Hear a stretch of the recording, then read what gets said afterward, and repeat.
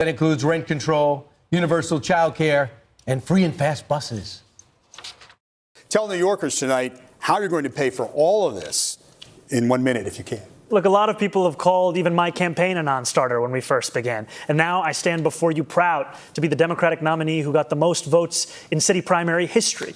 And I believe we will see the same thing with our push to ensure that we are taxing the wealthiest and the most profitable corporations the fair amount that they should pay. But again, Mr. Mamdani, I know Governor Hochul indicated this week there may be some open windows, but more or less income tax on millionaires is off the table, according to the governor. Look, I've said very clearly, making buses fast and free costs about $700 million a year. Making universal child care a reality costs about $5 or $6 billion a year. If you raise the state's top corporate tax rate to match that of New Jersey, you'd be raising $5 billion in and of itself. Well, Zoran, boy, your fantasies are never going to come about in terms of funding everything you want that's going to be free, free, free. It's a fantasy. Let's deal with the reality. The Assemblyman's whole plan is based on a myth. He said he's going to raise the taxes the same as New Jersey, corporate tax. No, it would be double the tax. You would see New Yorkers on 995 fleeing to Florida.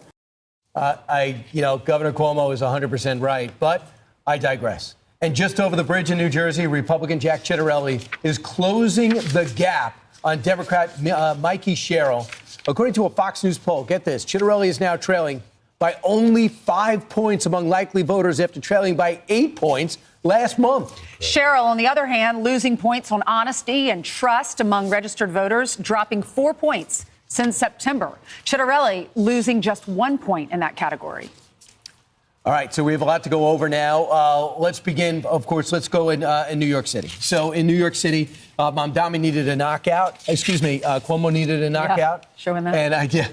And basically, they say he didn't answer any questions, Mamdani, and look, he was smooth, but he didn't really come to define any policies. And I thought Governor Cuomo spent a lot of time explaining, what's about the accusations? What about the COVID deaths? What about the advance you got on your book? So when you're explaining your own background, it doesn't really work. The best, most clearest guy is Curtis Sliwa. He's just trailing by way too much. Well, it was really the top two individuals in this race are Mamdani and Cuomo. So the gloves really came off between those two.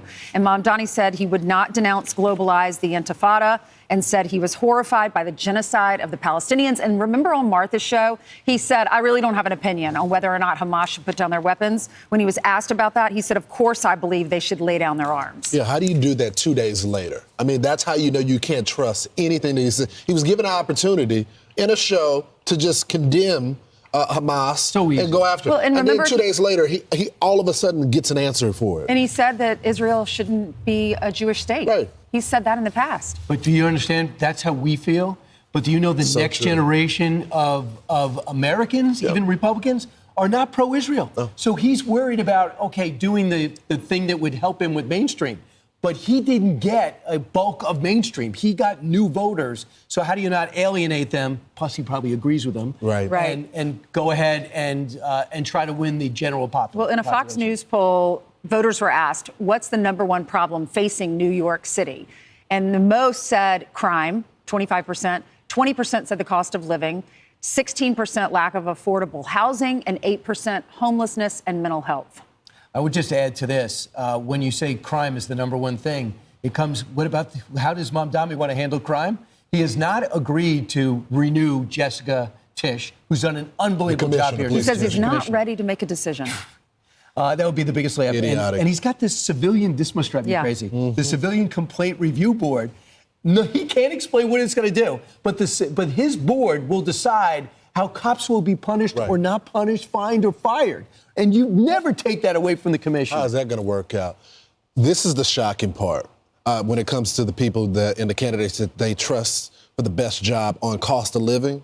Mamdani gets it by 49%. Sliwa's at 17%.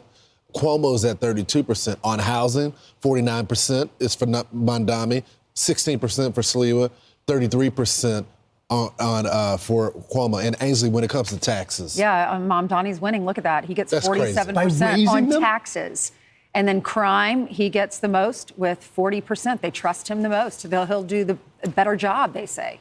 How crazy is that? That a guy that wants to let criminals out, close Rikers Island, Send have social workers to domestic disputes, and he gets the best marks on crime.